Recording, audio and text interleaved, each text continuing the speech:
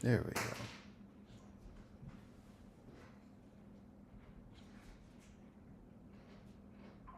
Okay. Now we're working on both YouTube and Facebook. Sorry about that. I had a software update, so if you were paying attention to the timing of the stream, that is why it got pushed back a couple of times. It was like a big update. Okay. So it looks like everything is working now. And if that's the case, I'm going to get started. Oh, I should zoom in on one of those cameras. This is going to be a long stream, so we have some time.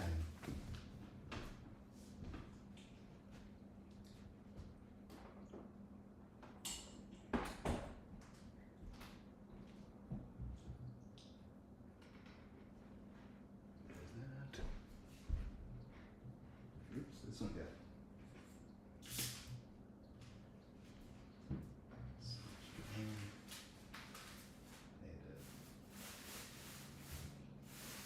Get a different tripod here at the last second.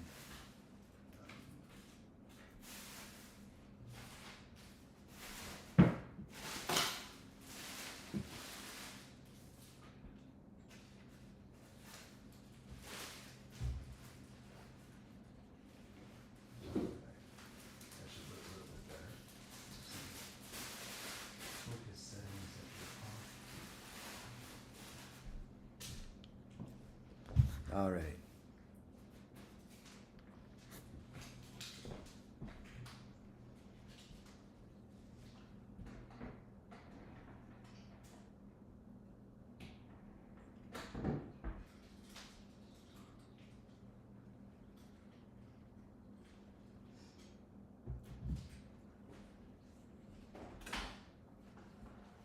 Okay, well, if you're watching this live, welcome, thank you. As you can see in the description, we're going to do a couple of things today.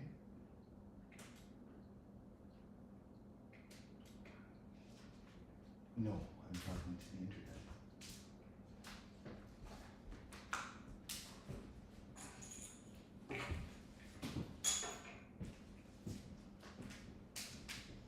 That was my mom asking me if I was talking to her.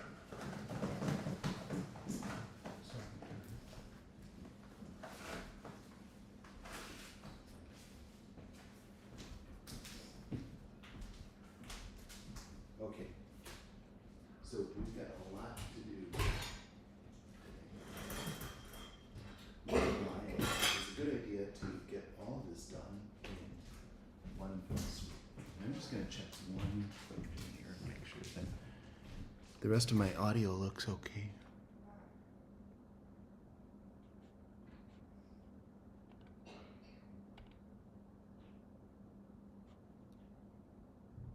Okay. Well, everything looks okay, but I'm not an audio technician, so if I miss something, I know. Okay, I'm going to be doing this a little bit differently than I normally do. There's just a few things that we have to take into account. So, the reason I'm doing this differently is I'm learning from my mistakes. Can you imagine? What a concept. Okay. I think that is a foreign concept somewhere.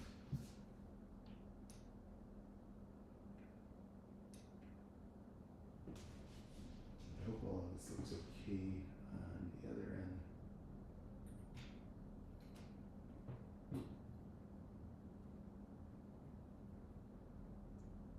So here's something, it's kind of dumb, but like I have an entire, I'll just kind of give you a basic idea, not that anybody's like really paying attention to this, but just a basic idea of the background of why because I don't have a background in photography or video or anything like that. I just, something, I'll talk more about that in the future, but I was compelled, beginning 2 years ago actually, Rosh Hashanah 2023.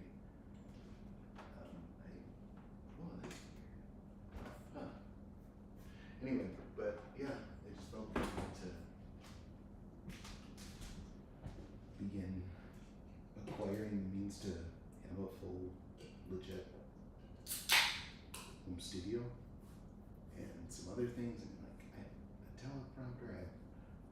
you name it. And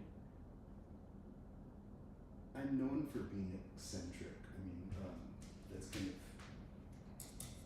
part of my whole identity. But even by Nick Reid standards, I was thinking like, oh, have I finally lost it? Is this it? Like I just thrown in the towel, but no, lo and behold,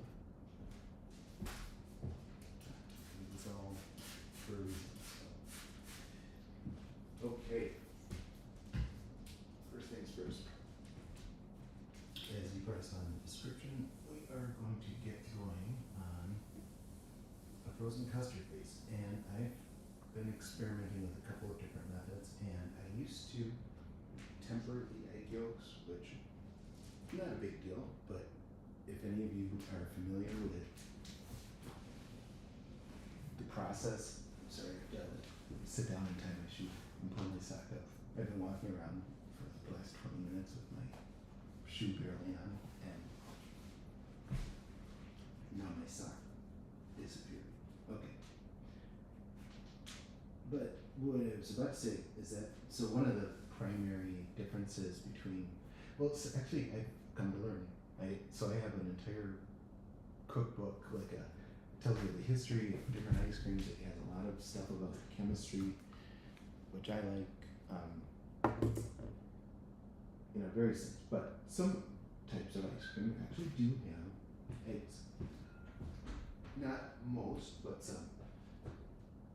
Frozen custard, on the other hand, is, eggs are ubiquitous.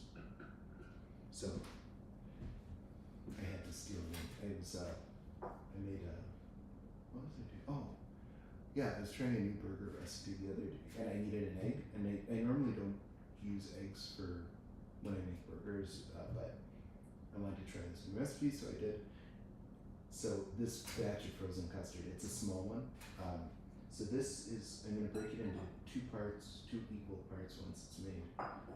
Same base for both, and then they'll kind of, during the cooking process, that's when I'll start to depart, and then not a whole lot exciting happens for another day and a half, because it has to essentially set in the fridge and cool down. And then there's something else I do, and then it goes back in. So anyway, this is going to be a relatively small batch, so normally this would be a dozen eggs. There's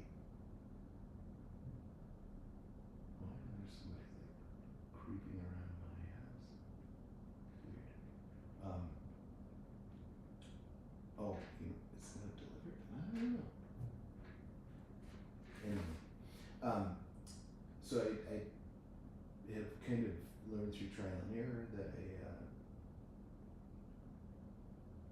at first I wanted to go like super low sugar, I started making ice cream. I'm like, well, what would happen if I just used a little less sugar? And what would happen if I used a little less? And then by like the third or fourth batch, I'm like, what's wrong with my ice cream? This sucks. And it's like hard as, it's like ice, like rock hard. And that's because sugar actually plays a role in a lot more than just the sweetness of what you're doing.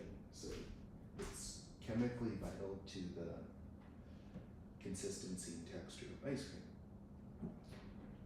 And I won't use it now, but for other really crazy off the wall endeavors that I sometimes do, and I'm going to start showing more of that stuff. I actually have this, this device. So this is actually for measuring it's not necessarily just like for baking or anything, but it's a refractometer, and you can use it manual, and you can use it for determining the bricks content of whatever it is you're studying. Bricks content referring to the units of sugar. So basically, that's a roundabout way of me saying this measures how much sugar is in something, but I'm not going to use it today.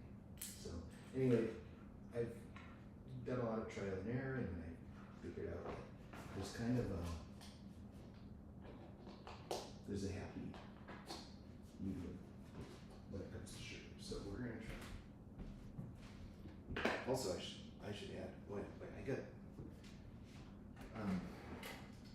So originally I put 5 o'clock, and then I 5:15, and then finally 5:30. I barely got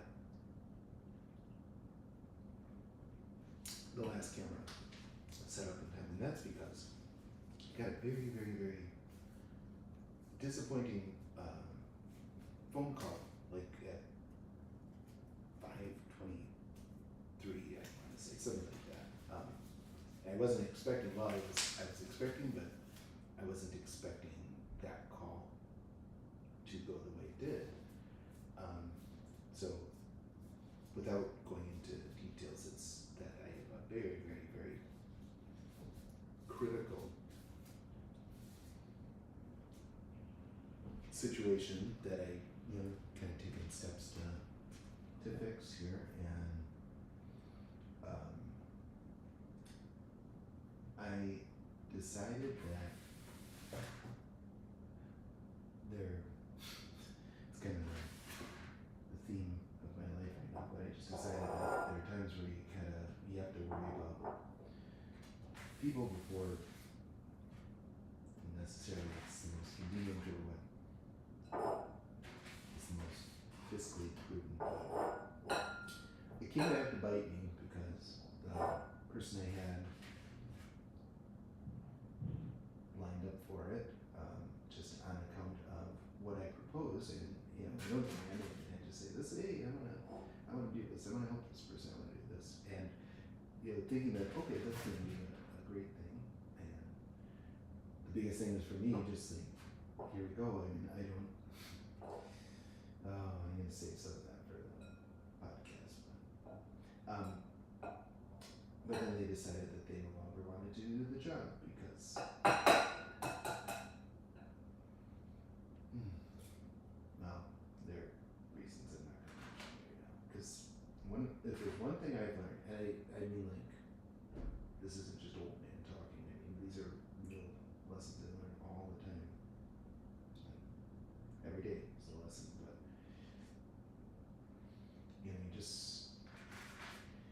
you can't dwell on anything like that. You have to know when to self-edit, and that is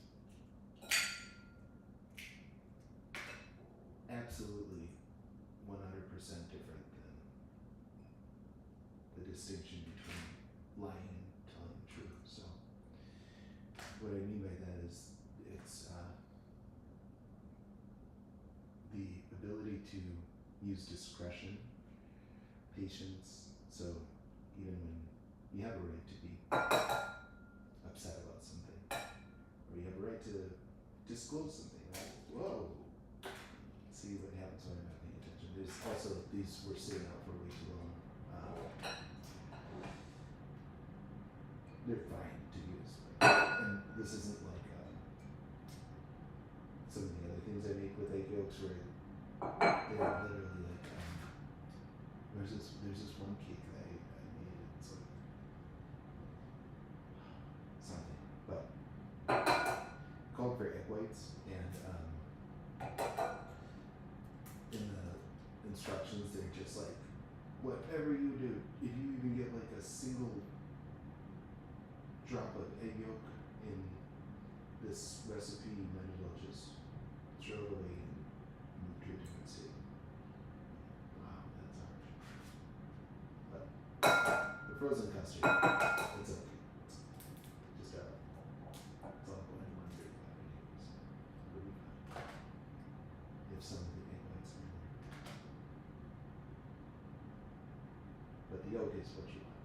So that's, in case you didn't realize, that's what I'm doing. It's just separating the egg yolks, but this you always want to try to do it when the eggs are really cold. Like, take them right out of the fridge, because then you'd be amazed at how much easier it is. Not only do they as easily, but they just come apart super easy.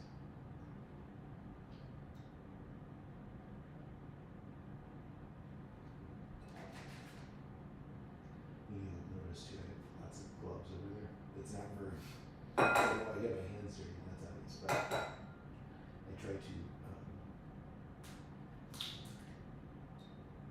once it gets to a certain stage, like this is all going to be heated well beyond the point that if there were anything in my hands, it would be a problem. But beyond anything that gets cooked, when I make stuff that anybody else is going to be consuming, I try to take every precaution I can to ensure that it's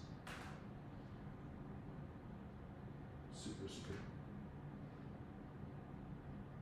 free of anything that you wouldn't want in there.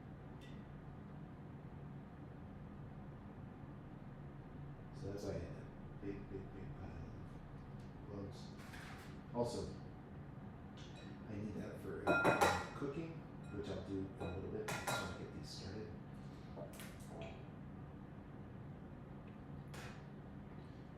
The other reason that I sometimes wear gloves when I'm doing this stuff, so I film almost everything. I don't have time to edit. That's my biggest problem.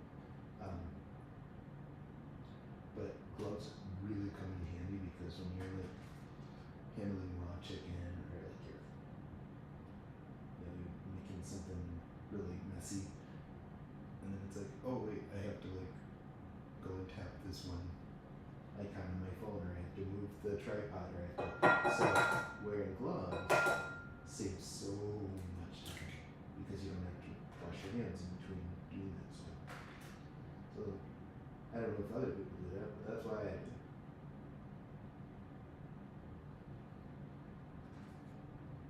People go, isn't it oil? Don't you waste it? Like, that's so wasteful. And that's I'm like, A, no. Have you ever been to a doctor's office or a hospital? You want to see like how many gloves they go through? B, like literally like 3 months worth is like $5. So no. I'd rather be safe than sorry.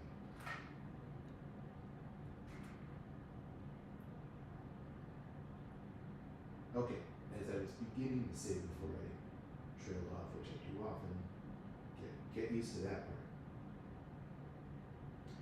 I'm trying to get over my camera shyness because I really haven't been able to make anything yet where I feel like I'm myself. And what made me come to that realization was watching the video of Mary's video. And when I say I've got these videos, I just transferred yesterday another 114 ring videos alone of just kids like coming over to my house and seeing what I'm up to, and sometimes we have talks, we talk about science, nature, and all sorts of fun stuff. We do projects, and if I don't fall into financial ruin, I'm gonna get to work building go-karts. I have, so behind my house here, I have a wooded area, and there's a clearing, and it's a substantial space, but it's kind of weird. Some of it falls into an area called the conservancy, so that's subject to additional rules, but anyway, turn it into like just every kid's version of like big dad and dad and anything you think like that. Because I really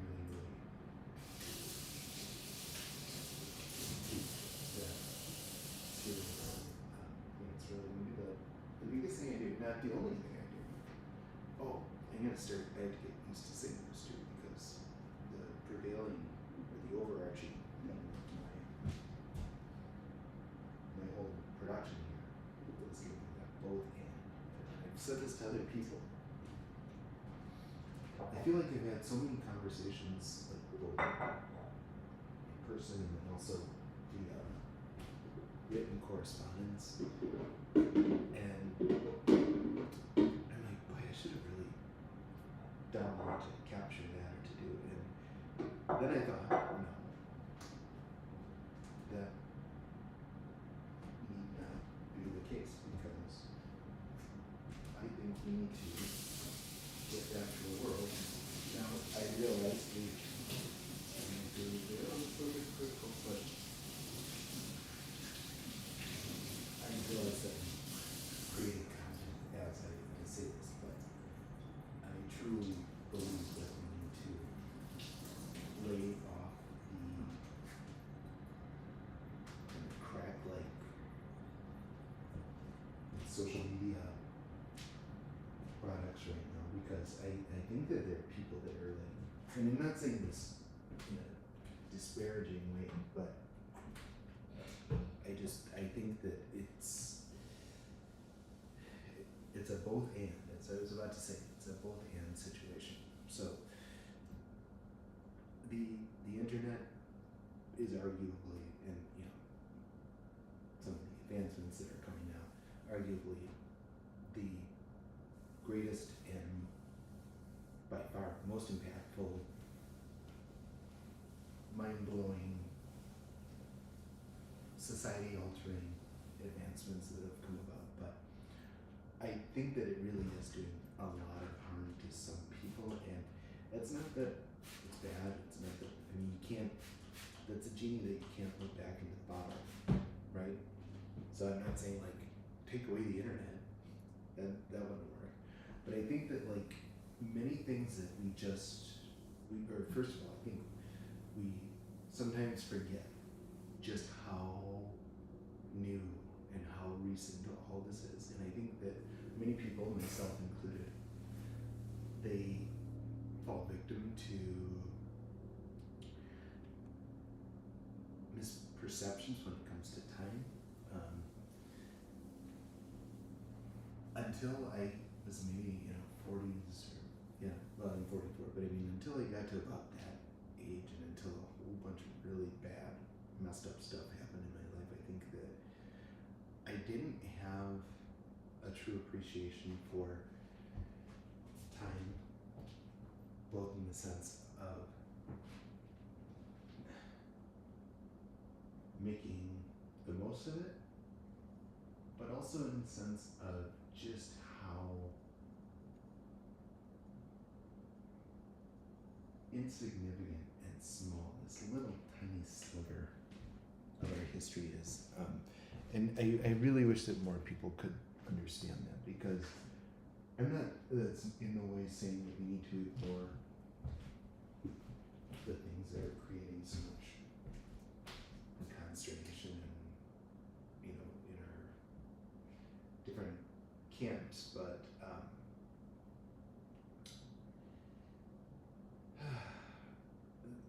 I think that like we just have a natural human inclination to think that this is the most important anything of whatever that's ever taken place. And if you want to make a philosophical argument about it, I mean, subjectively, that's true, right? So right now, I could say that this time right now, this moment is the most critical, important. Oh, okay, I'm sorry. I just looked at my mixer and I realized that my sliders were cattywampus, but it's for two things that I had no idea. Oh, I think maybe one of those does the sound effect. I don't know. Should we find out? Okay. I promise, no more tangents before I finish the ice cream story. So, ice cream, real quickly. I found a new method. I just through experimentation, where I no longer need to temper the egg yolks, and boy, oh boy, is that a nice thing to not have to do, because it's messy, it's like tedious, it's there are a whole host of things. So anyway, so I brought these headphones over now. Turn them on, so that way I can actually hear whatever's being broadcast. Yeah, I know. Most people would actually check that out before they begin streaming. Oh, neat! I can hear myself. Okay. So we're gonna find out what these mystery sliders do. So I'm turning these. Oh, that's Bluetooth. Okay, so I know what that one does. Now I'm turning this one on, and I think these are sound pads. Should we find out? Okay. Oh, yeah. Ooh, I can do. That's like for theme music and stuff. Ooh, oh gosh, that's so loud. I'm so sorry. Okay. Yeah, we're not gonna mess with that anymore.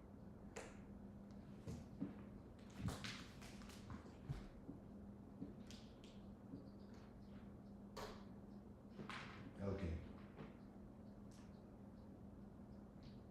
Let's get to it. So, as I was saying, no need to temper the egg yolks. I've tried a couple different ways of doing it. One time I used turbinado raw sugar for this usually. That's what I'll be using today. All that means is it's the same as any other sugar that you might have, but it's like really there's almost no refined quality to it. You'll see it, but it's like chunky, rocky, brown sugar-y. And the only reason I do that is just because if I'm going to be serving kids sugar, which I don't really think is a good thing in large quantities, which it's not. We can all agree on that, right? But if I'm going to do that, then I feel better using as many things that haven't gone through the processing and all, whatever. So this is it. I feel like when I walk past that monitor over there, this camera is like way too wide. What do you think? Yeah, I can take this camera up.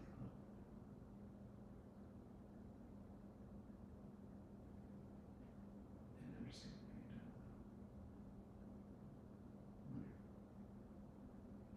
doing. Okay, that's better. Turbinado sugar.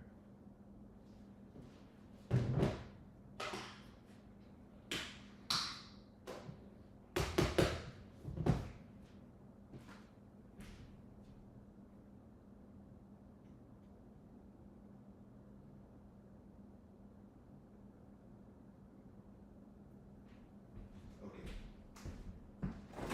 There are a couple of different ways that I can go about doing this. Oh, that's right. This is going to be like an ultra small batch. Okay, you know what? This worked well.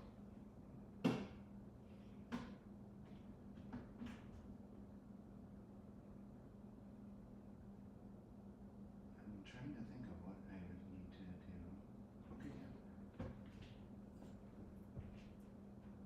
You know what? We're going to stop being silly here and just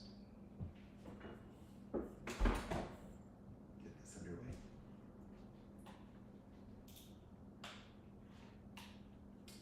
I think I know what I will do. Like, would you stop just laughing and do something?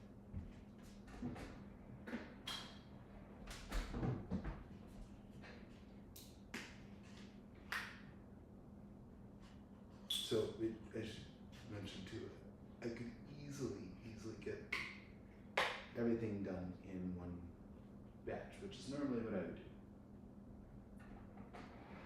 However, I want to keep these separate just so I can,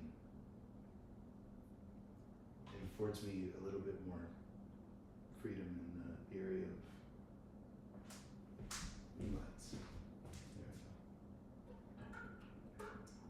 There we go. Obviously, these are different size pots. We're just going to stir it. So normally, just to tell you when I say it's small, like I've had batches of some of the really popular ones, strawberries,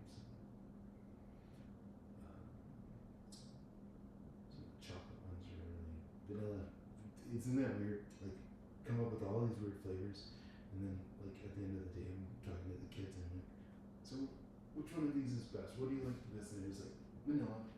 Yeah, I kind of have to agree. It's always fun to try new things.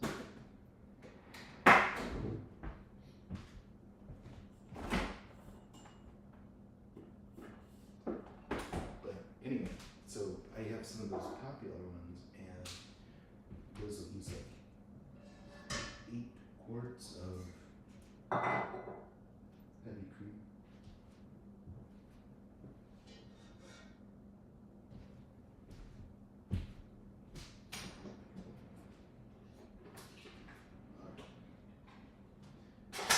I do this basically from memory now. I've done it so many times. That said, there's always one part that I tend to forget. Not all the time. It's not a lot. Salt. It only serves to bring out the flavor of the burger and not to actually make it salty. We'll be adding more to that, but I just start off small. This bourbon out sugar.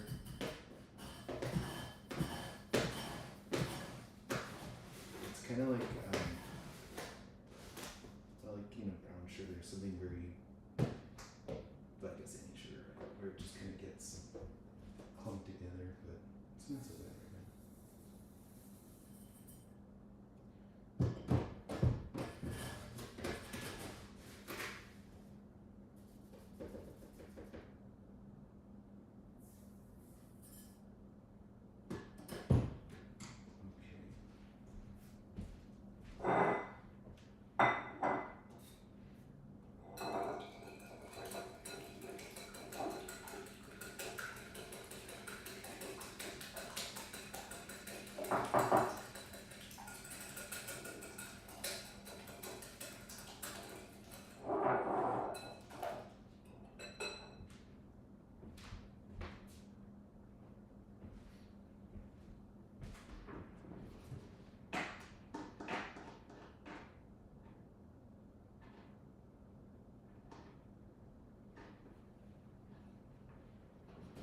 Thinking of the best way to make sure that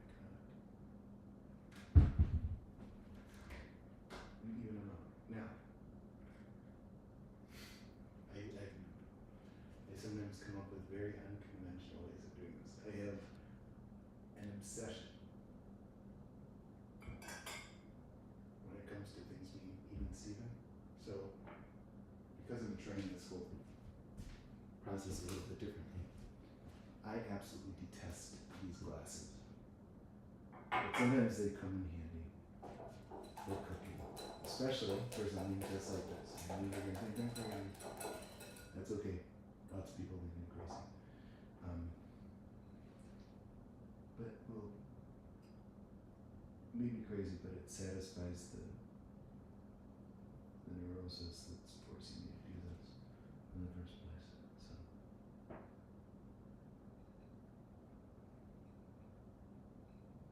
Whatever.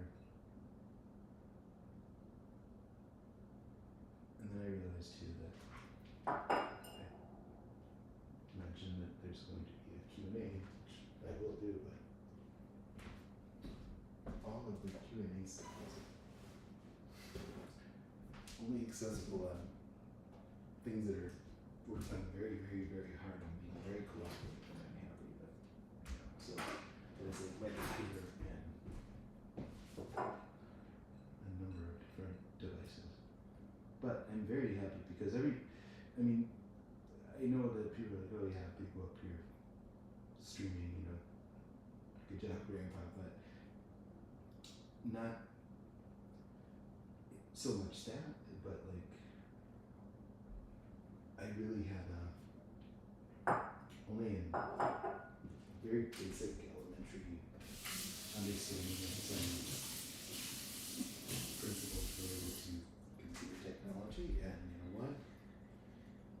That this whole thing proved to be an incredible learning experience, I'll put it that way. Not easy, but now it's certainly beginning to get to the point where it's feeling somewhat fulfilling to do it, because before I was just going crazy. I mean, when you first open some of those video editing programs and like you've never done it before and you're literally like Googling every single thing you come across because you don't even know what it means, and then you're staring at all these scary like slide bars and dials, and they all have like, oh, there's some deer out there. Wonder if I should, yeah, I can show you guys the deer. Let's see. Whoops. Whoops, again. And if this camera goes completely live. Okay. Okay, here we go. Oh, I think they heard me.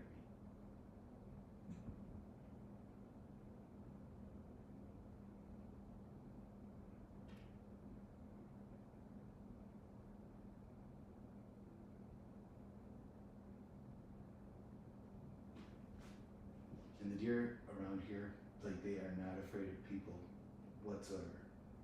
I mean, sometimes even in the morning, and like they'll be out there and drive past real slow, and they're just like staring at you from 4 feet away. Not afraid whatsoever. I digress. Told you this was going to be a long one. Okay. So I'm going to add this, and then we can start getting some of the other things going. And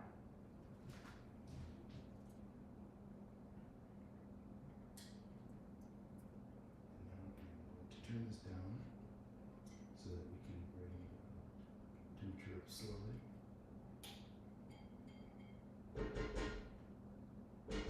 Right now, this is like a even Steven 1-to-1.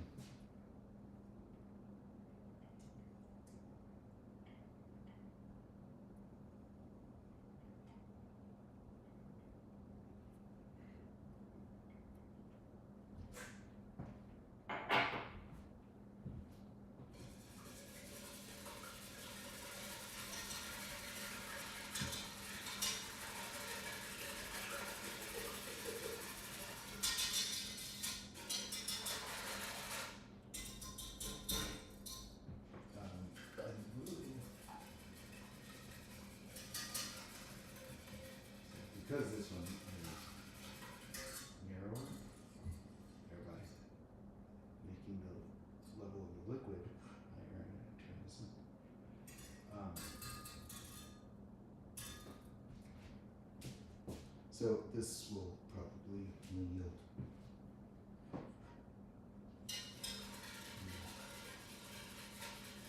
8, 9, 10 for each quarter.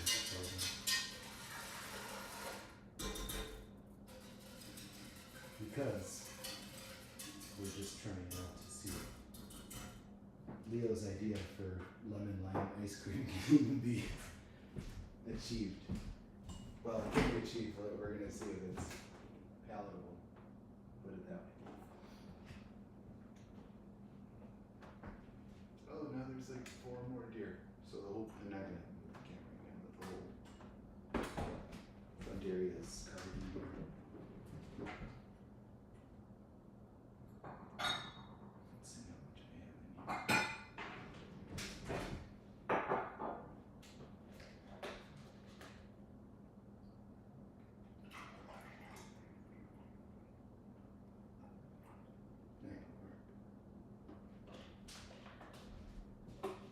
Is there anything more satisfying than using the exact last of somebody?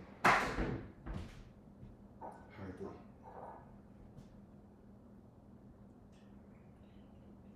I have weird little quirks like that. I enjoy that you can put that like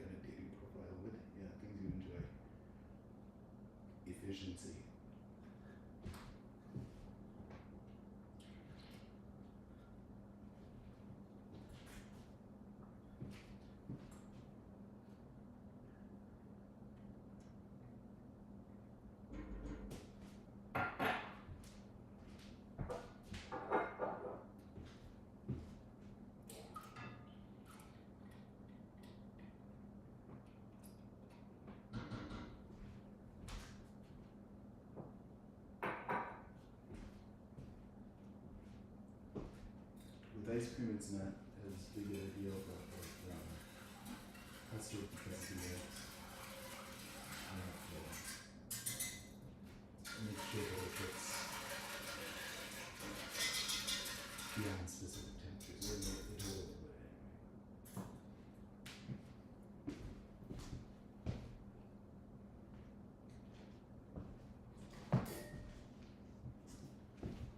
now, I have a couple of different thermometers that I use for this stuff. This is kind of nice actually, because when you're doing those larger batches, it's sometimes hard to pay attention to much else.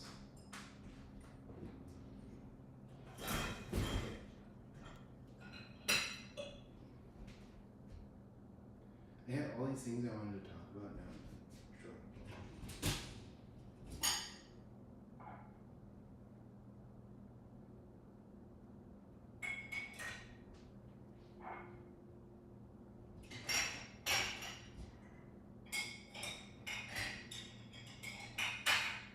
So after this, I am going to start prepping dinner, and then, yeah, we'll go from there. Get some piano in there.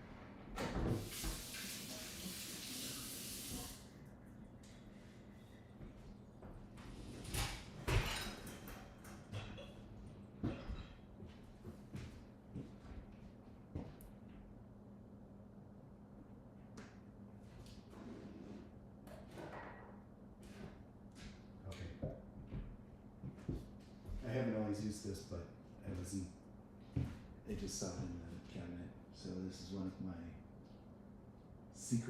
top secret, no longer going to be secret ingredients that I started using 6 months ago or so, but for ice creams and custard. So this is just organic, pure glucose syrup. Not corn syrup. And that, I think, is one of the keys, because most of these recipes, they usually just use corn syrup, and I'm not saying anything crazy, but I think most people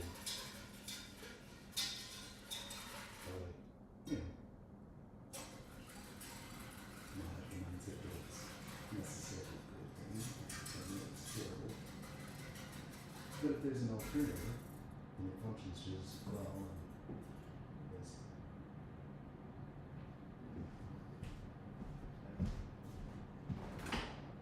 less likely to be harmful than Alright.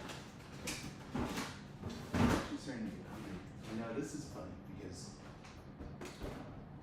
very seldom do I get to pick whatever I pick here, but it's whatever the luck of the draw with HelloFresh. But this one, you may have seen, I recently posted pork chimichurri something or other, and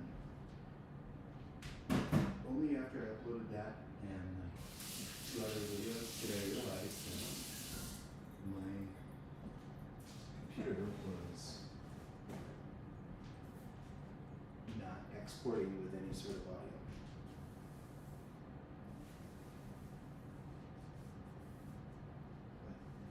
But, all right.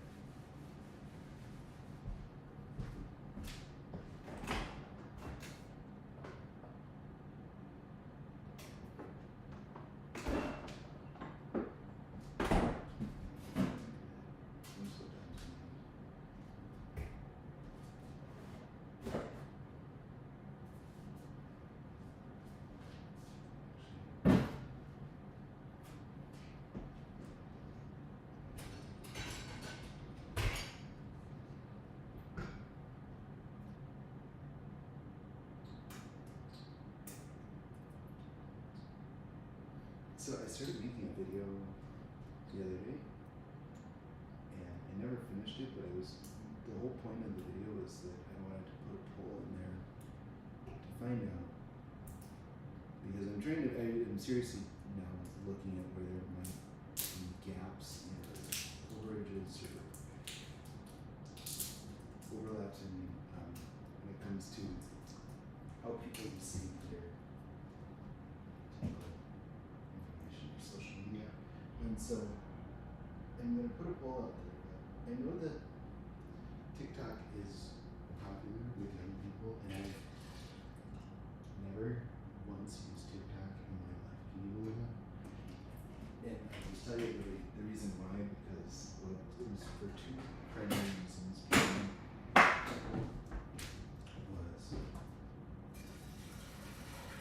there are certain things I just don't, thankfully, and I say thankfully because I mean that, I'm so busy that like the thought of just voluntarily engaging, spending time on something, I couldn't take on anymore. I can't even do a good job of keeping up with stuff right now. So that was number one. And being honest, it's just there was a lot of talk in the beginning about the CCP role and all of it, and I just, some of the stuff I talked about, or that I will be talking about, I should say, I think hopefully after hearing it will give me some degree of credibility in making claims like that, because I don't know. So anyway, that was one of my other reasons, was that there were concerns related to privacy and to the level of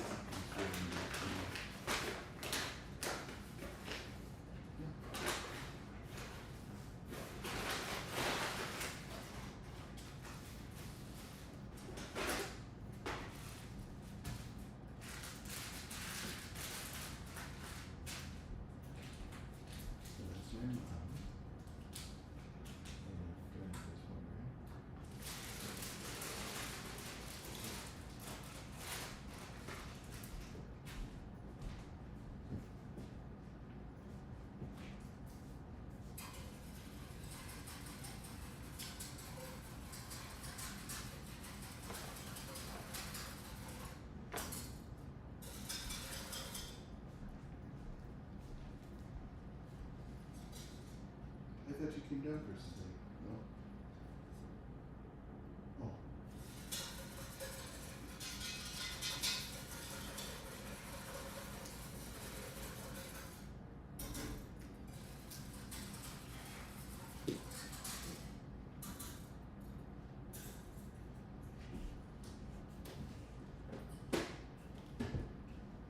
So the last time I did this, I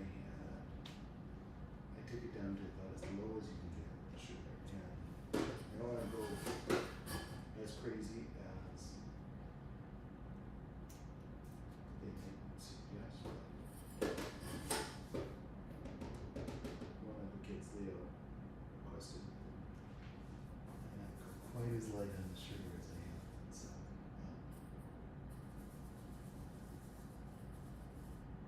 customers are always right.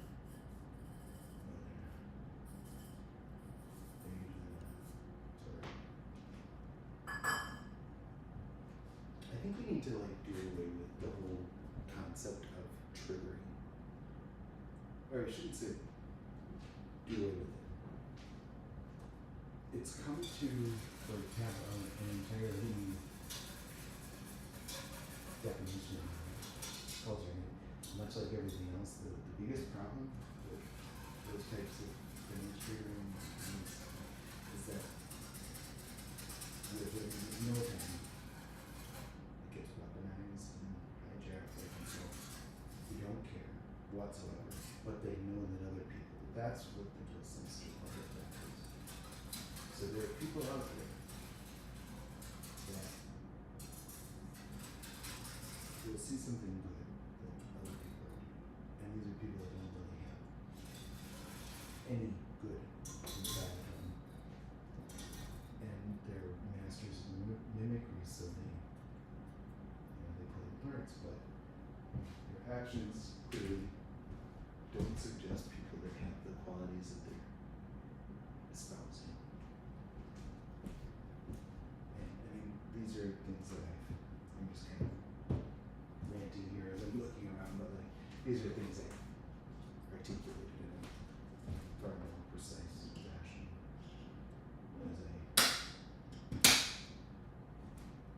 decide to do what I can to make a change in any way I can. And I have a feeling that before long, so here's my plan.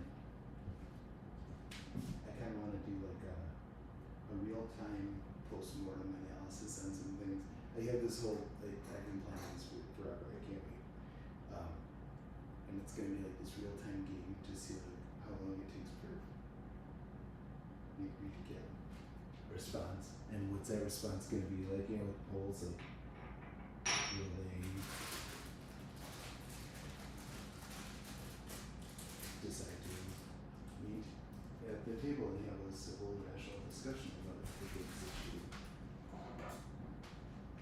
brought up? Or will they double down and, you know, do more of the things that they've already done? Who knows? But we'll find out together. That's going to be fun. And they do that both because I think it's going to be interesting to watch. I'd want to watch something like that. And also because I think it affords me a degree of protection against parties that have already demonstrated a very, very, very unique capacity to do harm.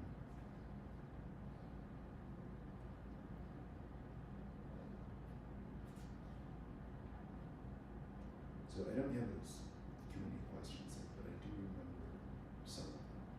Let's see.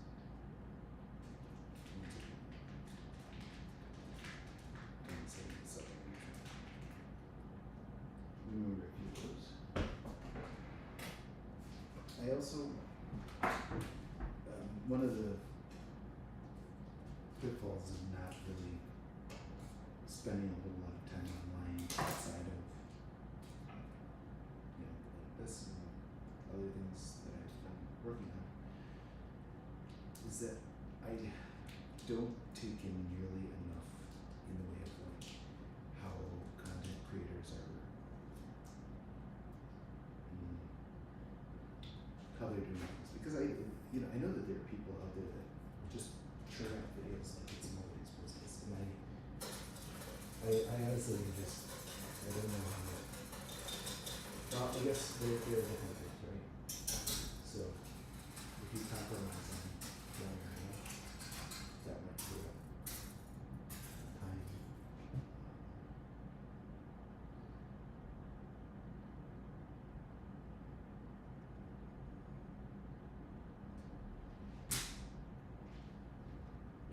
Okay, now this part, I'm going to put on some gloves because this glucose syrup is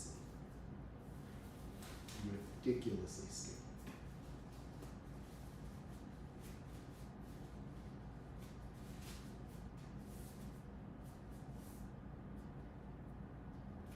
And I don't know that I'm going to necessarily do the entire podcast, or the entire stream tonight, like dinner to start to finish. I know it looks easy when you piece it all together and edit, but like, sometimes I spend quite a bit of time making dinner just because I want it to look nice. Okay. So this stuff is crazy. And it instantly adheres to like anything it touches.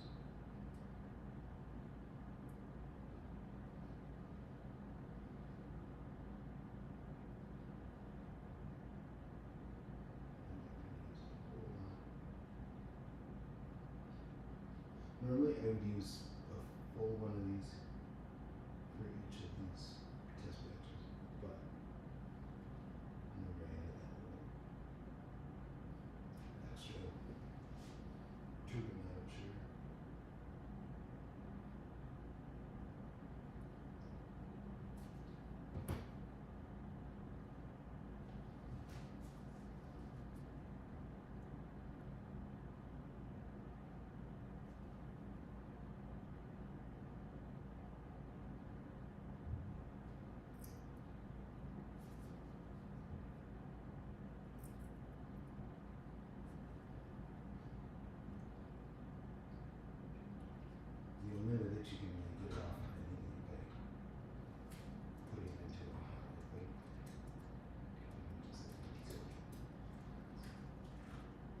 this, I found that the sweet spot is about 90, 95.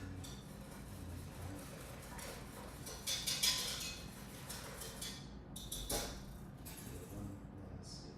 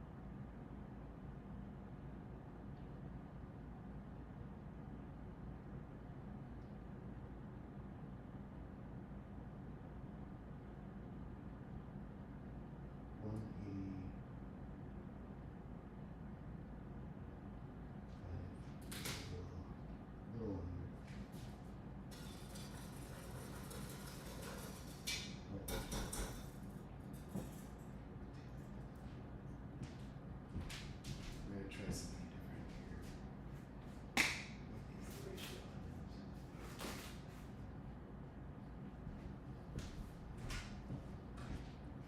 I should say I've tried to make Apple look more twice organically. Like 100% organic, but it did not go well. So now I'm going to. No, you know what? I was going to do that and then something else.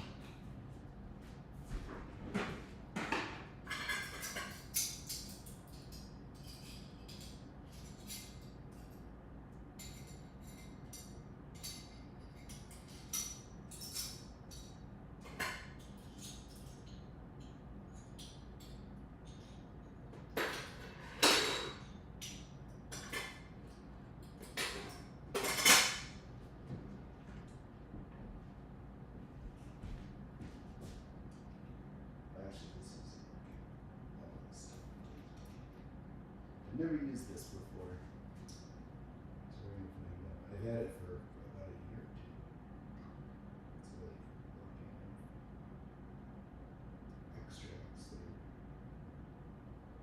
really, really, really they're not cheap.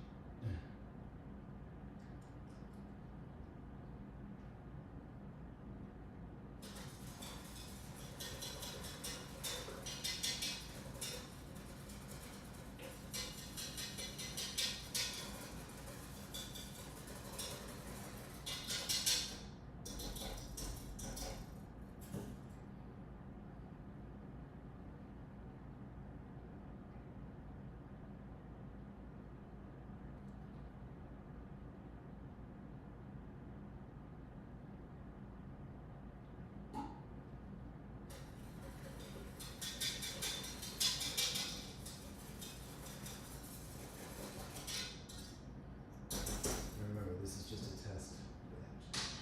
We're, as I often say, proof of concept. We're just seeing this stuff. Turns out, well, that's food coloring too. I try not to do that as often as I can. These are these boring, organized crap.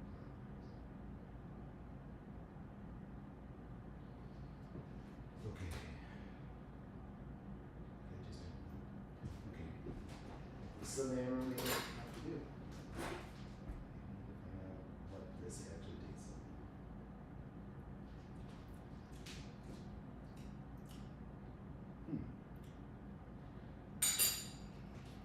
Not bad. Not bad.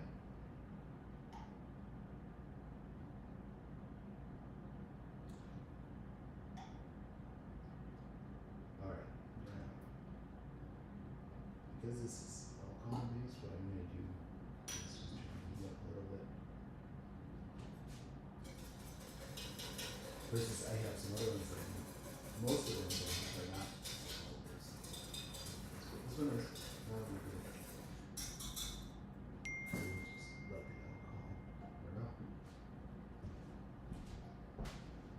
Something's chirping at me. I'm sure it's some sort of text. Alright. And then we're going to try the new type of lemon extract. Again, I did kind of like a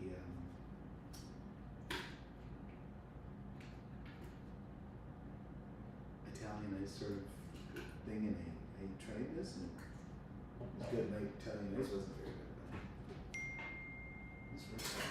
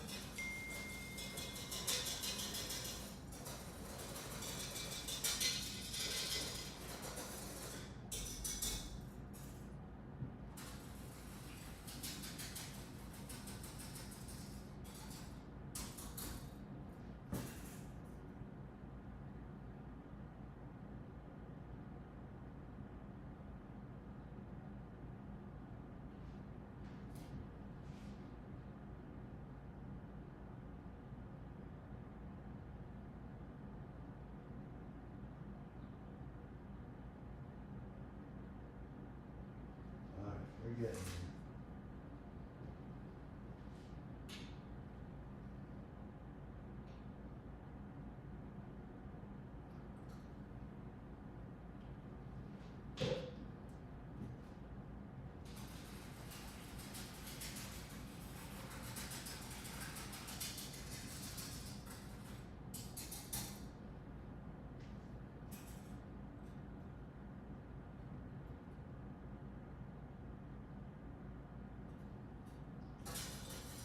This one we're just gonna have to hopefully it's kind of weird, but we'll see. Sometimes weird ones turn out okay. And then here, okay, so this is what I should do differently. Oops, sorry. This is what I should do differently.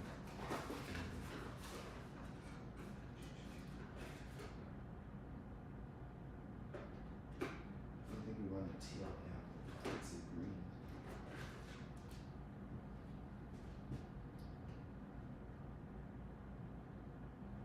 Actually, the first time I tried this, I used Granny Smith apples, and I tried to leave it like the natural color, but it not turned out very good. It was a kind of tan colored ice cream because of the water content of the apples. No matter how much it cooked in, and I tried some other methods, there was just a lot of ice crystals.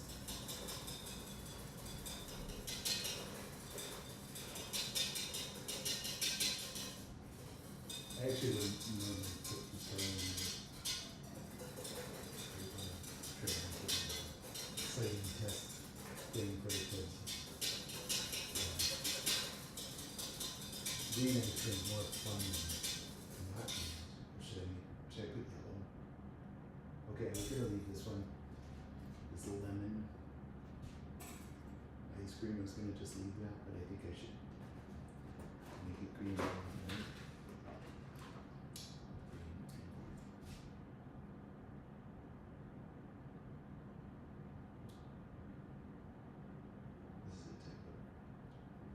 Gel I use. Man, you do not want to get that stuff on your hands. It takes days to get to wear out. So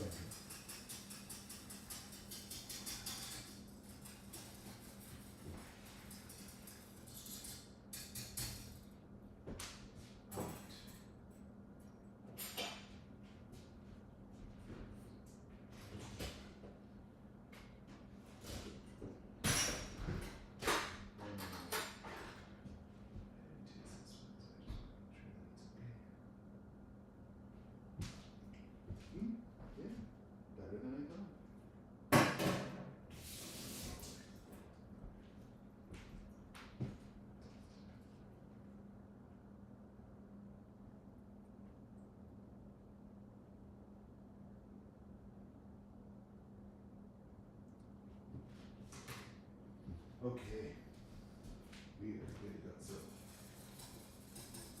everything is clearly cooked now. Including the eggs. They're now part of the liquid.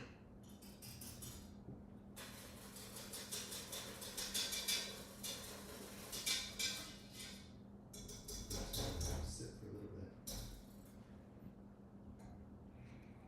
And then it'll go into cooling. Okay.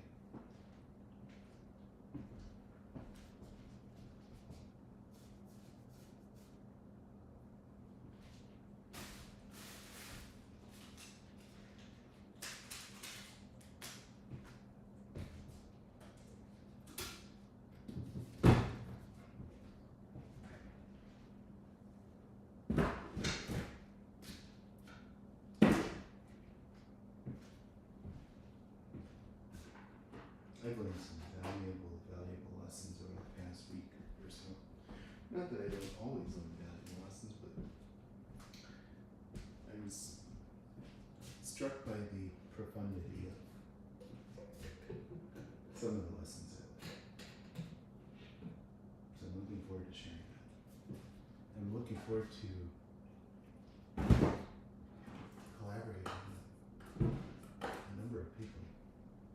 Some crazy things happened earlier today, and even though I was telling my friend Michelle earlier, I've kind of gotten used to some of it, but you never quite really get used to it.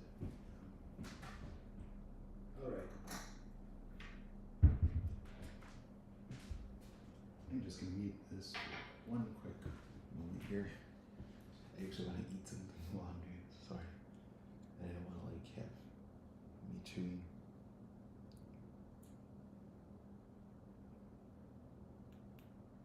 Okay.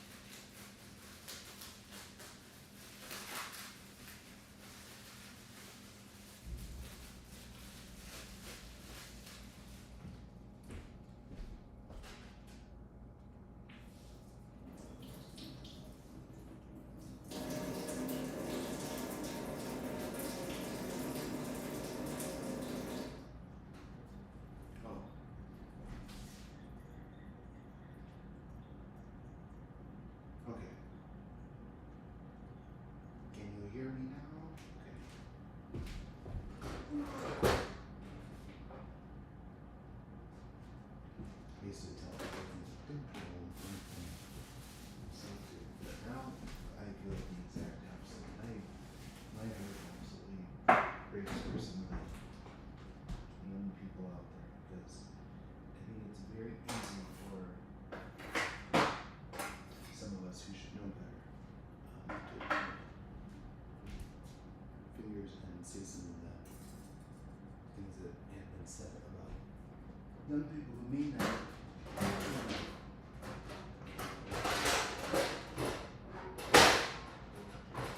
Figured everything out in life. I don't know many adults that have figured anything out. But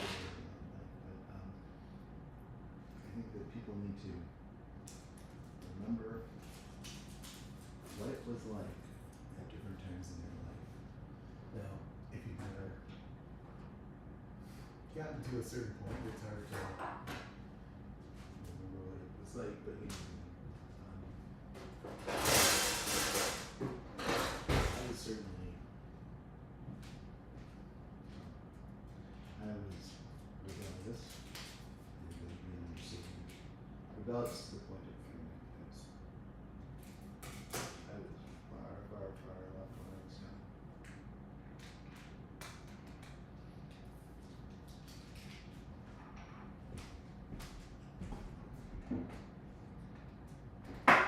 That was one of the stories that I actually, no reason I can't talk about it, but I think for some reason in my head I'm like, oh, I can't talk about this because you already talked about this later. There's no reason why I can't, but one of the things that I wanted to explore, this is non-alcoholic beer, by the way. Very seldom do I ever drink.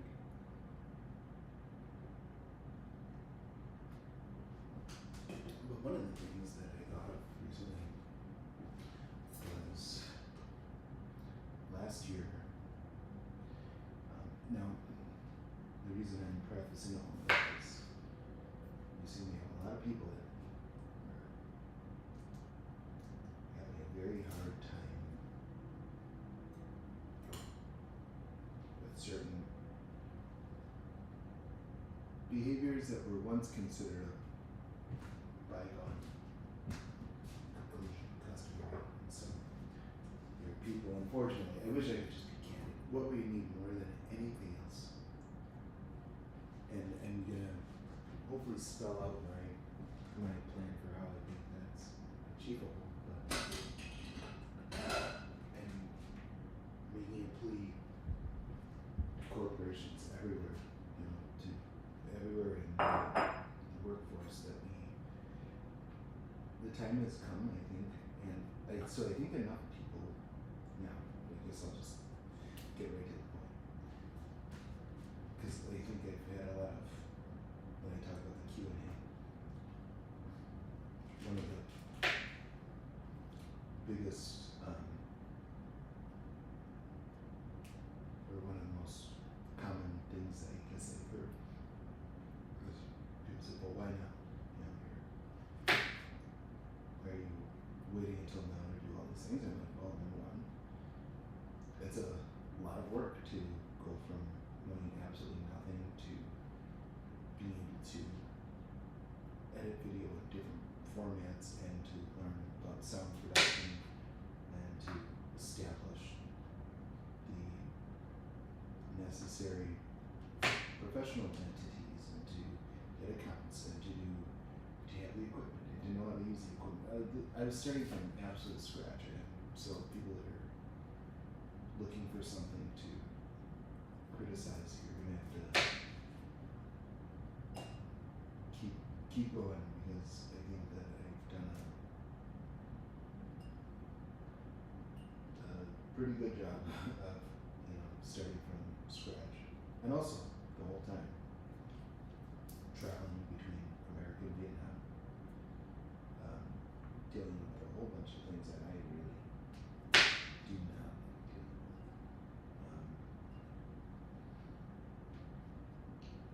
And just kind of beginning to put my feelers out there, and I was actually shocked by the amount of people that followed me in such a short period of time without me actually doing much of anything. I mean, yeah, videos seem hella fresh, right? And piano and all that, but the stuff that I've been keeping at the things that I've been preparing as the real meat and potatoes of this whole thing. I mean, I think that's what's really gonna make people say, oh wow. So I say all of that because I'm now, I don't know how much but I made up my mind that I had to commit to what I was going to do going forward. And so 3,000 followers is when I'm going to tell the story, and not tell it, I'm going to begin telling the story. This is a 12-part series of my entire experience from start to finish with previous employer. And the reason I'm doing it that way is because, when I said earlier that I learn something new every day, and I'm always amazed by just how little I actually know every time I think I know something. That applies to so many areas of life. But yeah, I was talking with someone.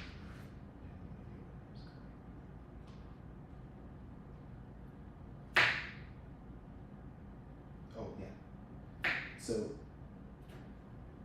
I find it so humbling that 3,000 people are actually potentially, the algorithms are, no one really knows how those work exactly, but I'm not suggesting that all those people are going to see my stuff, but they have the potential to see my stuff, and they made a decision to follow me because they like something they saw, and I haven't really done much of anything yet. No way I see it anyway. So I find that very humbling, and if any of you who came to follow me for whatever reason are watching this, really please accept my humblest gratitude, because like what I'm preparing to do is not going to be an easy task, and every little bit of just support by way of numbers really helps. Oh, okay. Now I know. I was like, there were so many questions, and they were so easy. There was like only like one minute, I couldn't review the questions. And also multitasking. So bear with me. What do you think I have? Quality? Yeah, no, but you can stop making noises.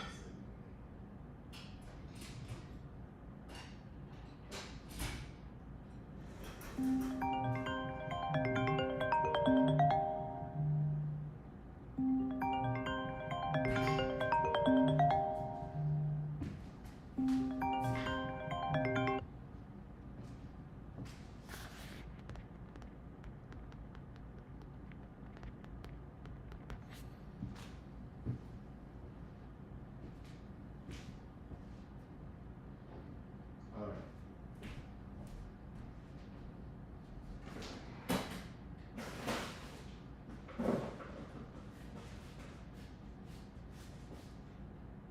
Oh, hey, here's something I'm going to be doing that's kind of fun. Oh, I need to, I'll just say it here, and like talking to people like, oh, hey, before you go, I realize that's not how the internet works, but I already have some people signed up, but I want to open up a casting call for more people to be on my show.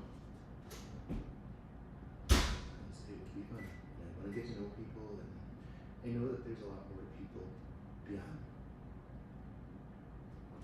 this hostility that we're seeing. And I think that it wouldn't take a whole lot of effort for us to begin remembering that. Okay. Sorry, Zobuchi rice cooker. Not today. Just gonna make rice and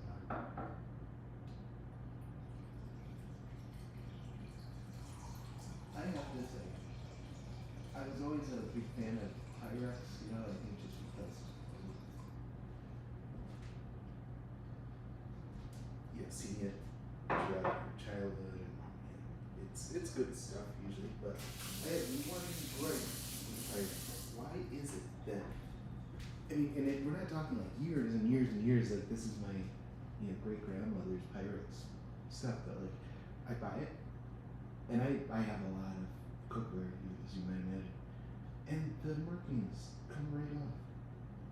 Sometimes like after just 3 or 4 dishwasher cycles, they're really visible. So I not cooking. I think that Pyrex, if they want to keep selling products and their reputation, they should address that.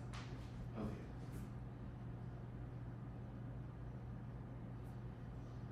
So I'm just going to put the rice, water, some salt. In case you haven't figured it out, I just moved from frozen custard to dinner. And that's doing so.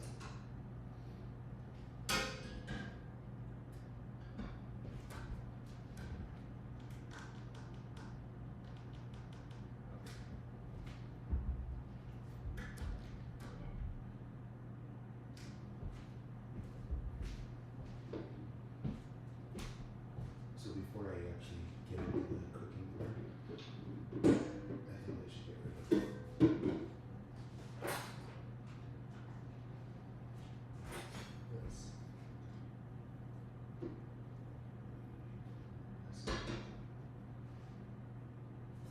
I learned it's one of those things that I've like done years and years. Never really thought about until just like last week. You know what? I already have multiple things and I'm not going to be using separate utensils to serve it. I should always start with the lightest one because it doesn't matter if you get a little bit of yellow in there, but the other way around and your whole thing's gonna be on.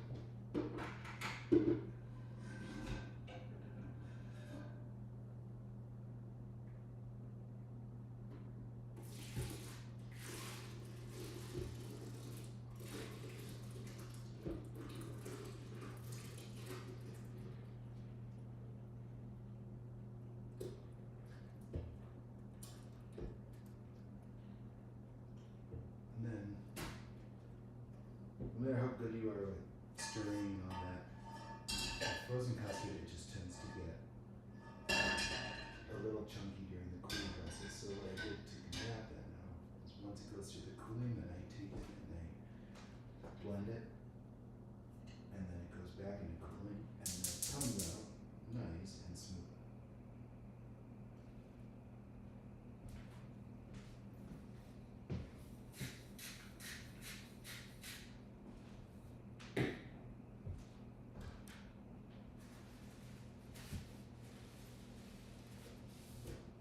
Alright, got one thing done.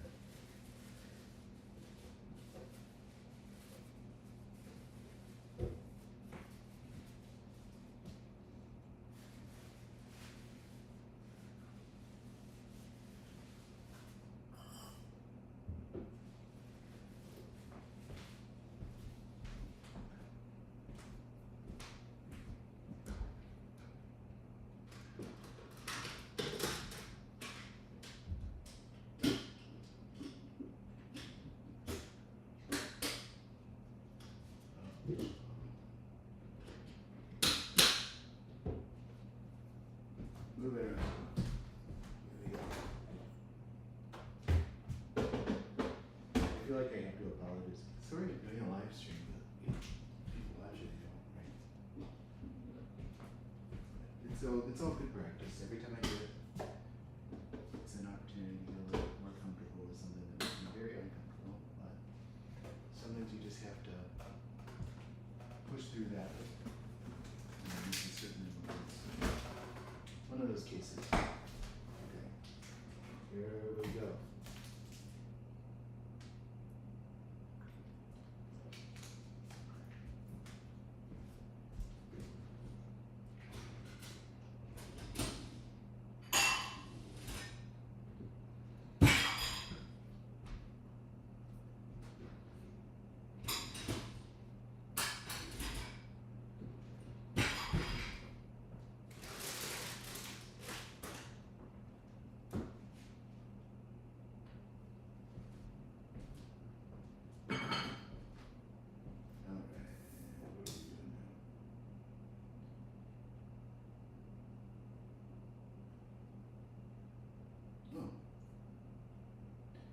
yeah, I'm gonna get the pork. And then, I think this is good timing, I can go over to the piano. Some recipes are really, really labor intensive and it's like, watch. This is gonna be easy peasy. Lemon's good.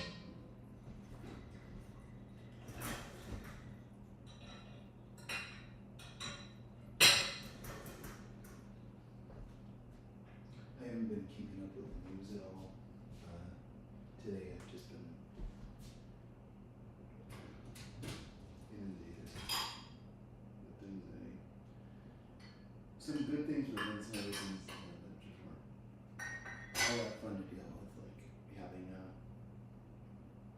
person bail on you after you decide that you want to help somebody else. You feel like it's now it's go back to ground zero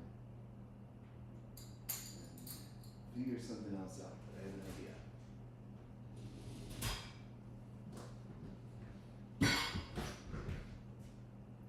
I mean, at least they were honest, right?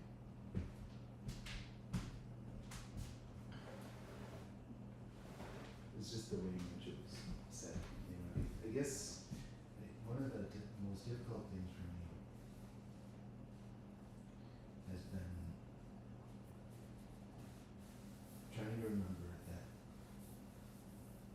different people have different values, and not to expect that other people are going to have the same values, but I certainly have a unique perspective. I think one of the things that I don't really go into the details of it, or I just occasionally, picture this stuff where it will come across my phone and I'll share it or do something like that. But I really try not to harp on everything that's happened in my life.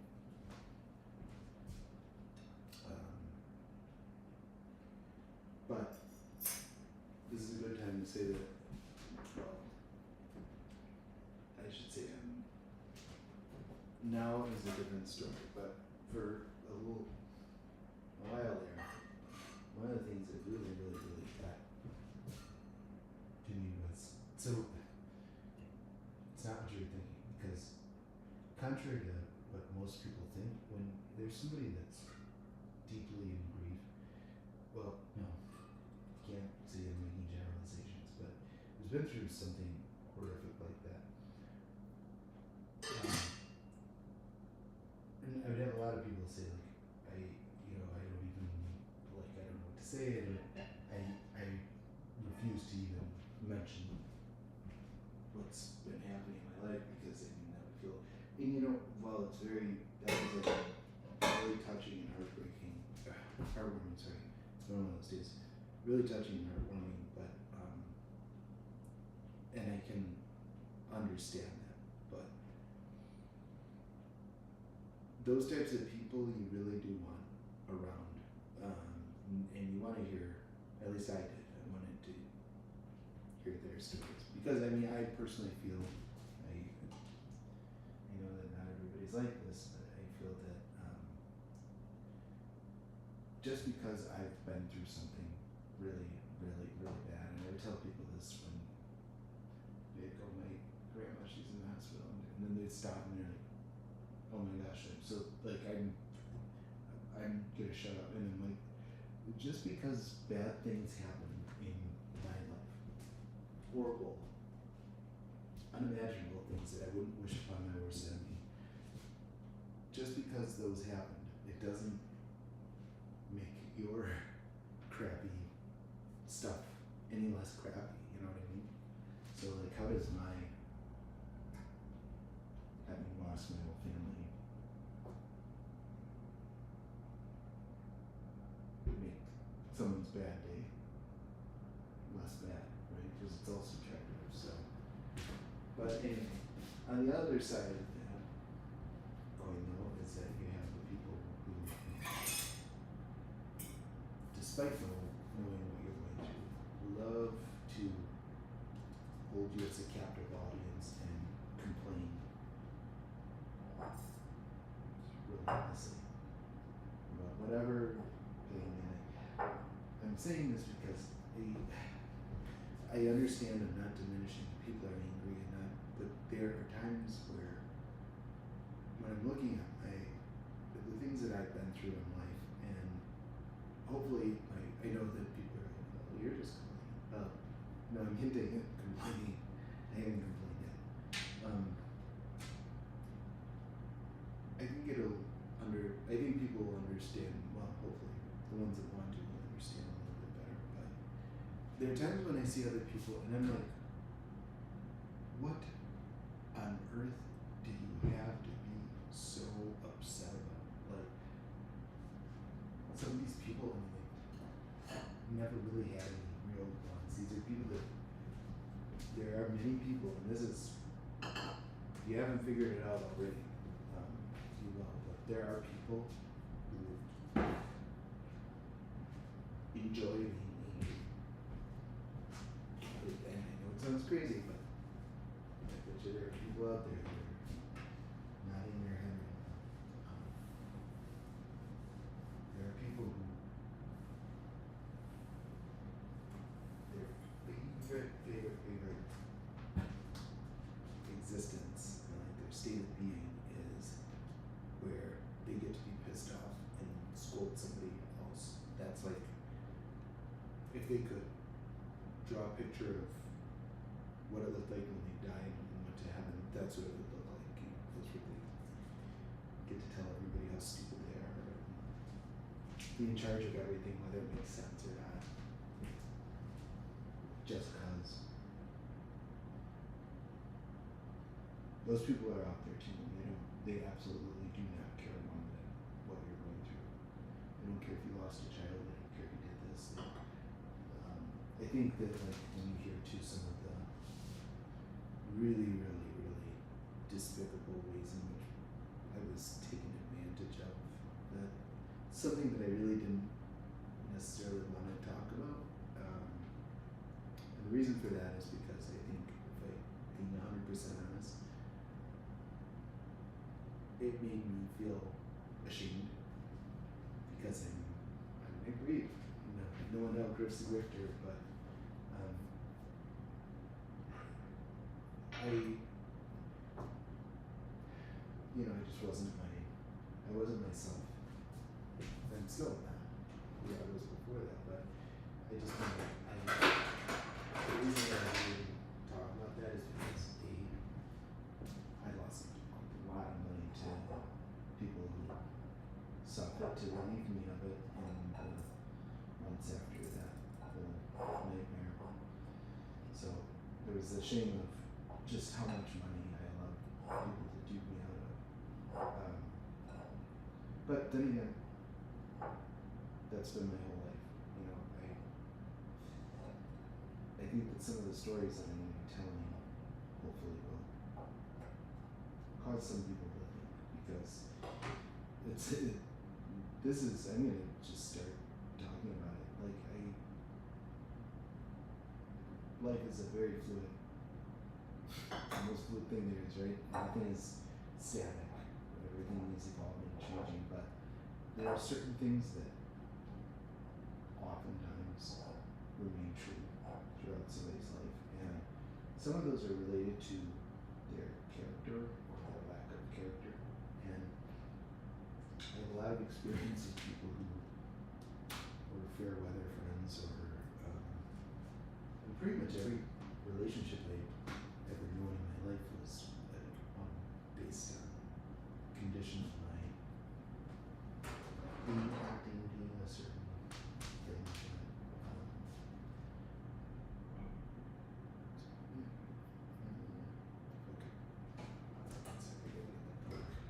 But what I'm talking about is, these things that you see, patterns, lifelong patterns in some people, that is that many of the people that some that I was even really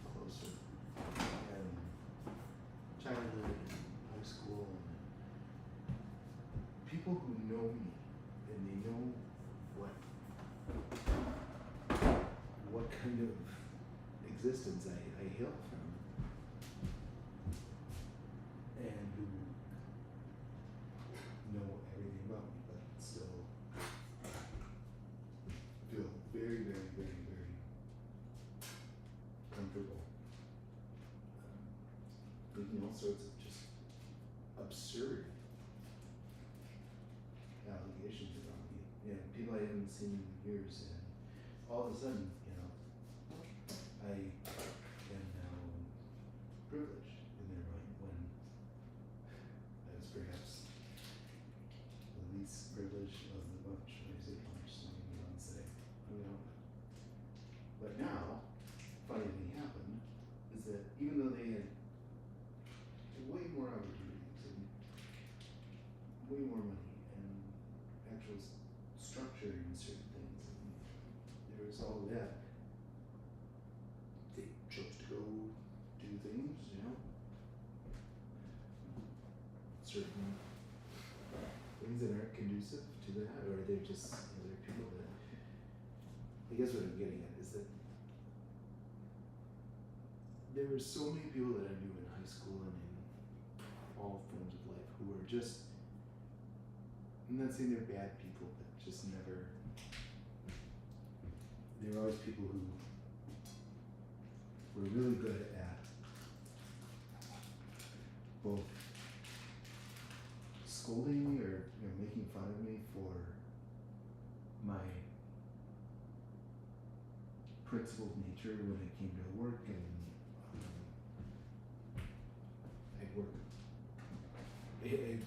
working is like actually the thing that makes me probably happiest in whatever capacity.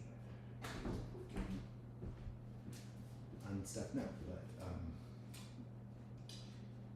I was the one that would hold these jobs down for years upon years, and, you know, work as hard as I could to get promoted, and do all of these things I could to try to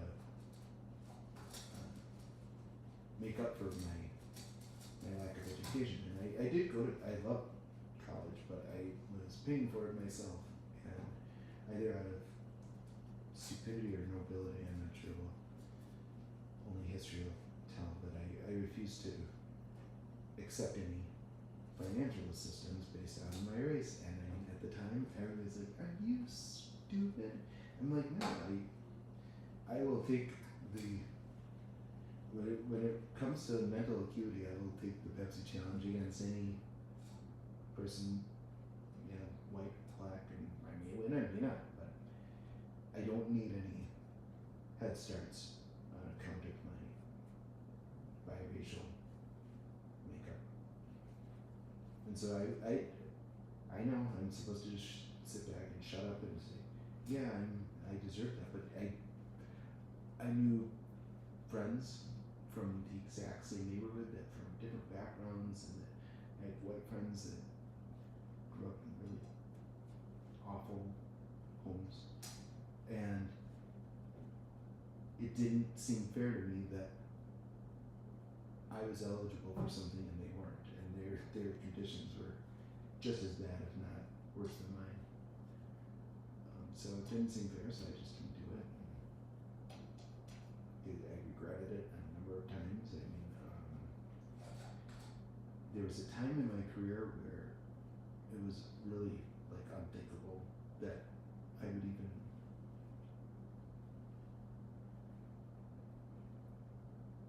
have the audacity to be in management and banking and all these things without any sort of college degree. And management, I was, like, say, many times for a number of years, I was the only one who did not have a degree. And I know why. After all this time,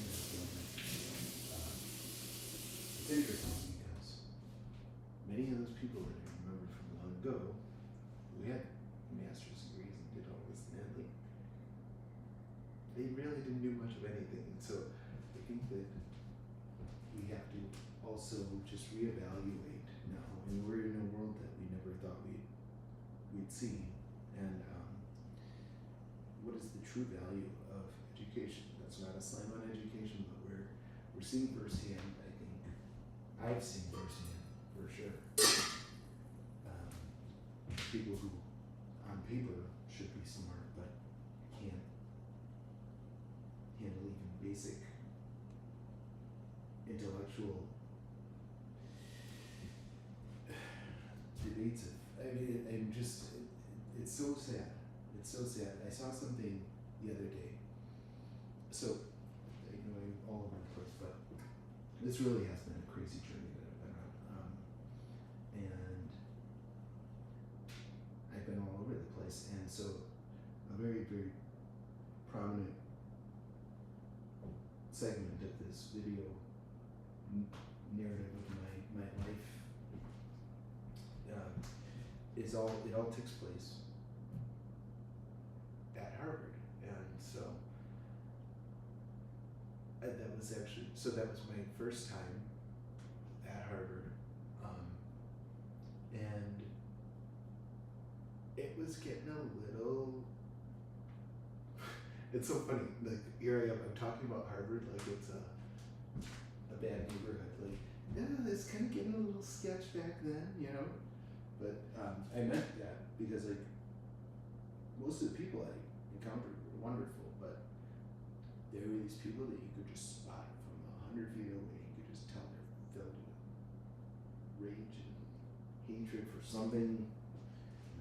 Probably gonna be you. And yeah, so anyway, the point of that is that I've recently seen some things from the campus, the Harvard campus, and what has happened? What on earth has happened? And I say that because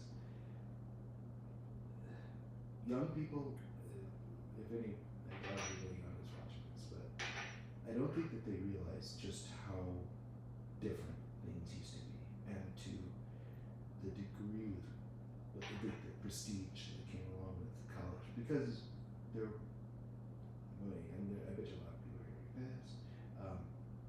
Here's the thing, is that for most of its existence,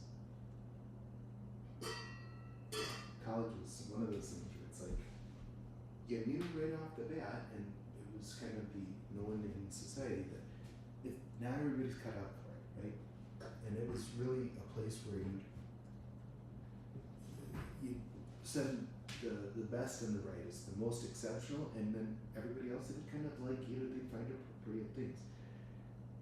And it was beginning when I was young that like you were just an absolute POS loser if you didn't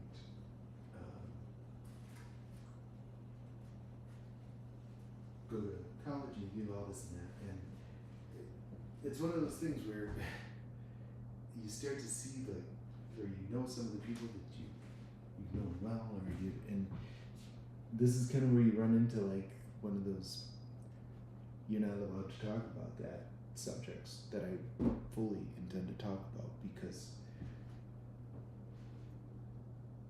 I think we need to eliminate the whole concept of triggered should be wiped from our vocabulary, because I think we need to have conversations about the very things that are going to trigger people the most, because perhaps as I've hinted at with other things, but I think that the most dangerous part of all of this is that, I don't have to of course, I don't have to sear this, I just put it on a pan, of course. So, coming back to what I was talking about earlier, when I first opened up, is that you have a certain segment of our population. I think these people have existed for all time, but they've never been handed the keys to the kingdom. And they fully exploited things meant, I think, originally to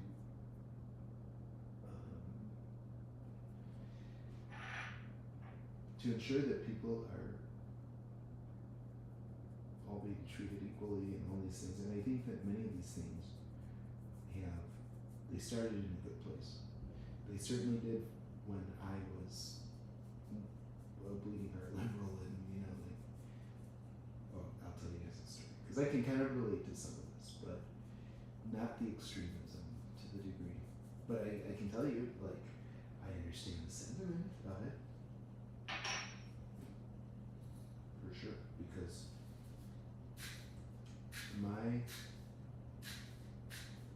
so I voted in 7 presidential elections, and my very first time voting was the 2000 election, and I voted for W.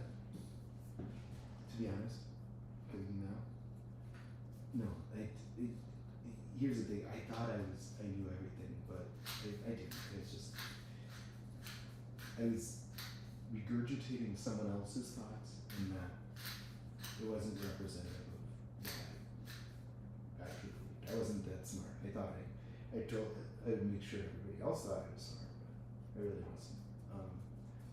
Anyway, I started becoming more politically conscious and really began paying attention to the issues. And then the Iraq War happened in response to 9/11, and if any of my friends on the left, I can't believe that they'd actually be watching this. They haven't been watching this though. Just that's a kind of an important part of the story, was that I was so appalled by all of that, and the fact that it was so clear that this was a grift. I can smell a grift a mile away. Takes a grifter to know it. And I felt so personally just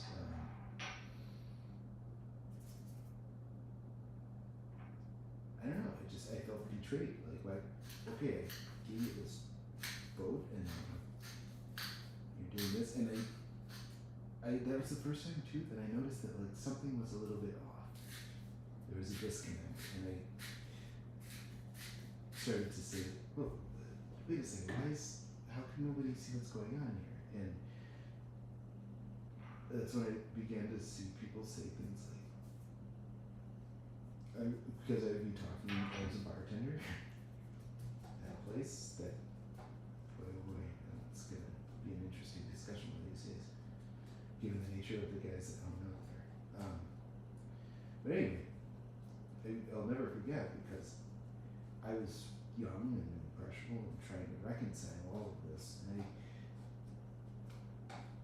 I think I was just so flabbergasted about them using whatever to justify. Yeah, it was. I'm not saying Saddam Hussein was a good guy. He was not. He committed horrible atrocities. Bad guy. That's not the question. It's that why do we have to do anything and have lying automatically be part of it? And that's because that's how some people operate. They don't know an existence beyond that. Well, it's because they're incapable of functioning. Okay.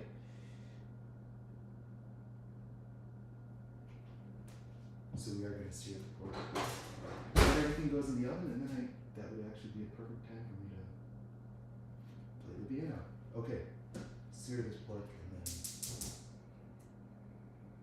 oven. Quick piano time, and then I'm going to probably end the stream just because I'm getting tired.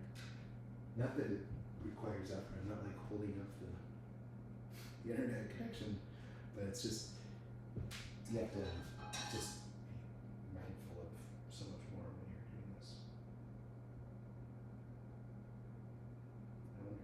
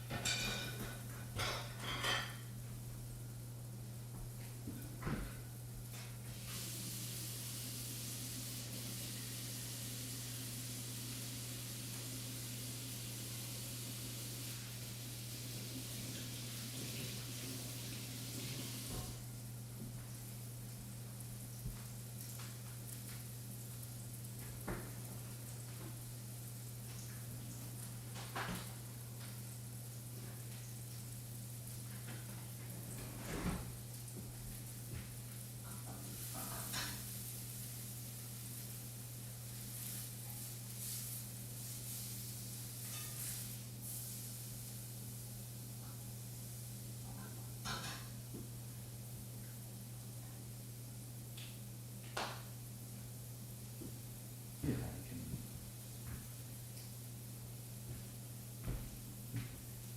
take down this one, right?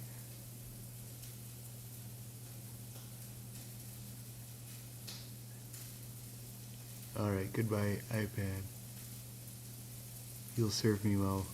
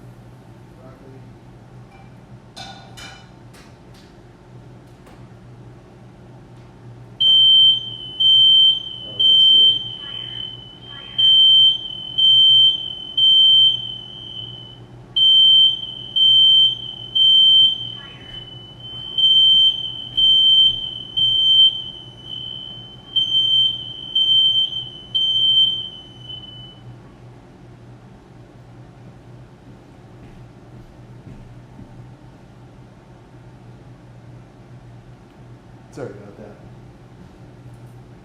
It happens.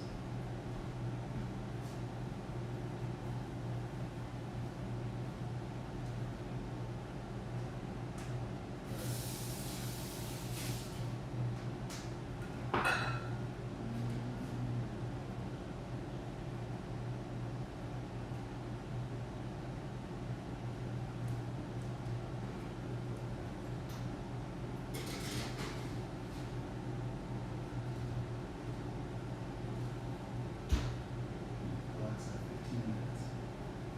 15 minutes. 20 minutes.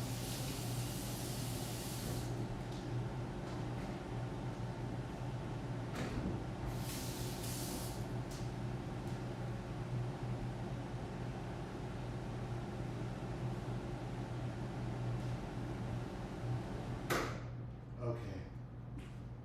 Whew, that was a lot of work. Okay. We're just gonna let that roast, and I'm gonna play a little piano, and then I'll take it out, and I'll probably end the stream there because it's kind of hard to get that last person. So I'll go with the piano.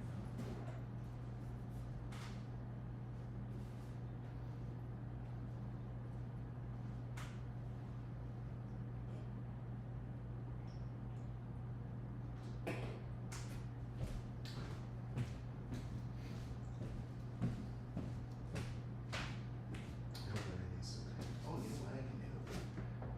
Now that I actually have a device that's free here, I can just open up a window and see if my live stream's working. Oh, look at that. Nick Reid's live. Okay, cool.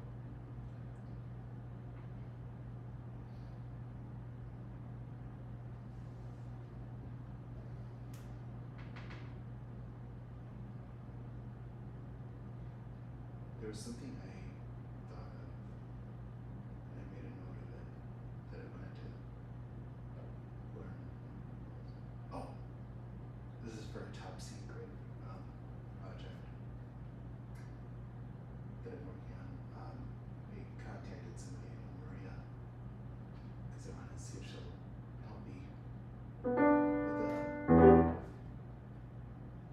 a collaboration. So I'm currently preparing to release some children's content, but if any of you are like over the age of 35,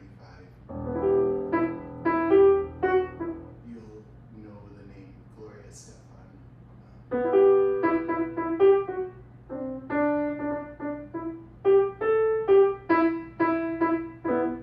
But anyway, I'm making some children's content, and this song is very key, and it all makes sense when it comes out, but I'm using the original lyrics.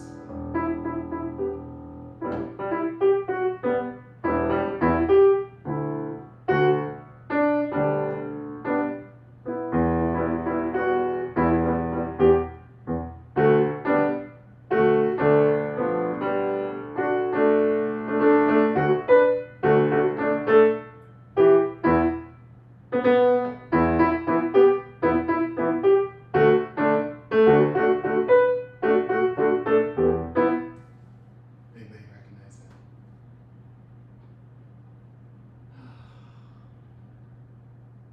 Okay.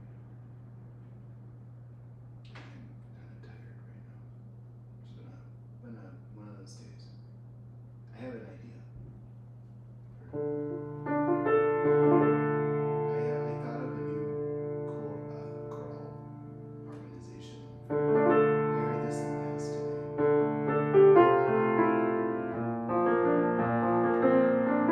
And I thought of at the end, if you had like 4 singers, maybe more, you could really do something fun. So that's one of the things I was thinking of when I sat down.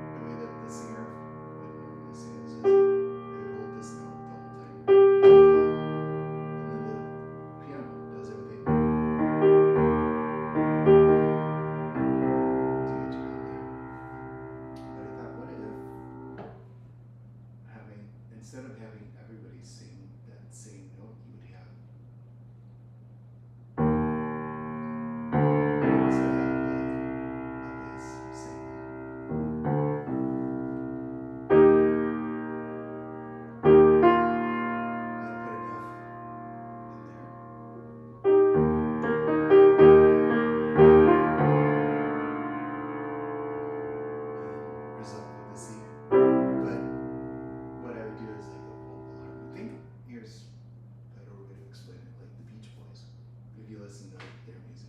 That's kind of what I was, the closest thing, I guess, to describe what I was thinking of. They did all this work to get this live stream going, and I didn't even think of like what I'm gonna do. All right, here we go. I'm just gonna play.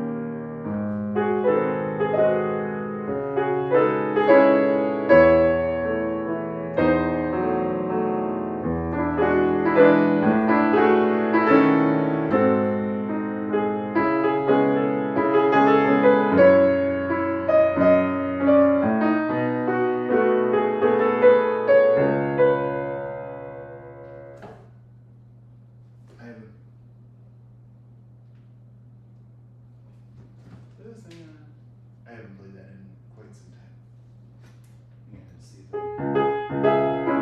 this Opus 64, number 2.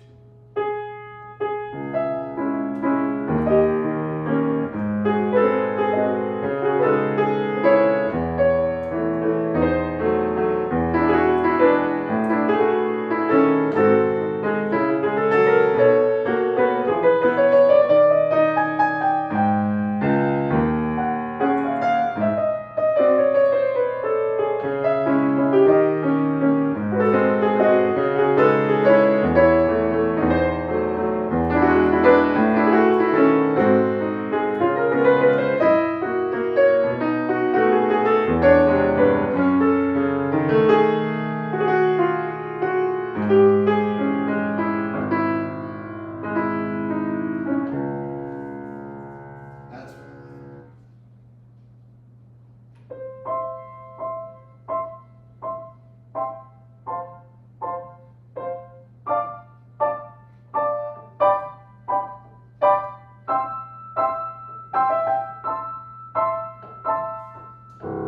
it.